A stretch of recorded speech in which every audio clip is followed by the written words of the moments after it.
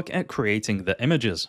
You can ask to create different characters and name them how you want. So I've put into the prompt, create an image for the Dave character in Pixar CGI style, landscape aspect ratio. You can choose any style you want, but for this story I wanted it to have that Pixar look to it. And the result looks awesome. Now this is a close-up version of the character, but if you want an image to reference that is a full body one, just add it into the prompt. And it's done a great job at creating a full body pose of this character. These images are great then to use as references for your character in the future. Now I wanted a slightly different look for the character, so I asked ChatGPT to create some variations, and I really liked this image, so this is the version of the character that I'll use going forward. So in the first scene, it's Dave sitting down at his desk while sipping a cup of coffee. And as you can see, it gives me the information of the text on the phone, but I'm actually going to break that up into a separate image. So I'll show you what I mean. So what I've done is I've attached the image of the character, and then for the prompt I just say create an image for, then I put in the scene of the title that ChatGPT gave me, as ChatGPT knows to reference that scene and the content of it, and then I put using the character and the same style as the attached image, with a landscape aspect ratio. And I'm really impressed with the image. It's put our character into an office environment, and it's even added in the text message that ChatGPT wrote in that scene. It hasn't quite nailed the text, but it is very close.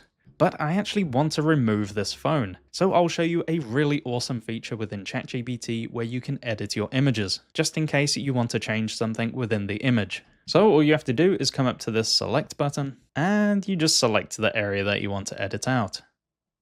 And then I'll just put into the prompt, remove the phone. And it's done a great job at editing the phone out of the shot. And now for the next shot, I want to show him holding his phone and looking at the message.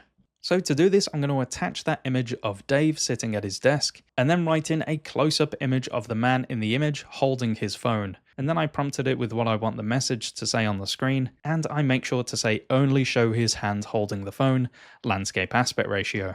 It's managed to keep the same style, and it's created the message perfectly. And then for the next shot, I actually want a close-up of his eyes as he's looking at this peculiar message. Now to do this, I follow the same method as before. I've uploaded the image of the character sitting down so it has that reference. And then I've put into the prompt, create an extreme close-up image of the eyes of the character in the attached image. And I'm blown away with the results. I find this method is amazing at creating consistency between your shots. I like to mix up my shots like we've had the wide shots of the character, and now this one is a close-up, and it just helps to mix things up within your story. And it just helps make the animation a bit more interesting with a variety of different shot types.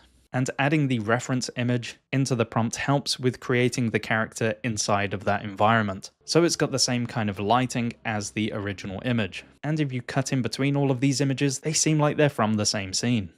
Then I just did the same process for each scene. Like for scene 2, I added in that original image of the character sitting at his desk, and then I just used the same prompt as before, but I just changed scene 1 for scene 2, disarm the bomb. And ChatGPT will look at the scene that it wrote before and fill in the image with the appropriate context.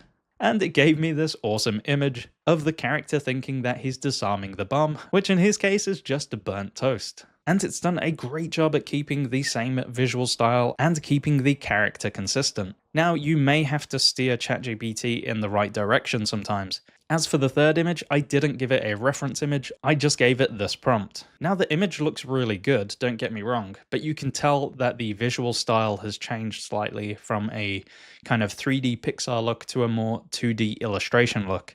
So if you find this is happening, then just do the same prompt, but add in a reference image so that it knows what visual style to use.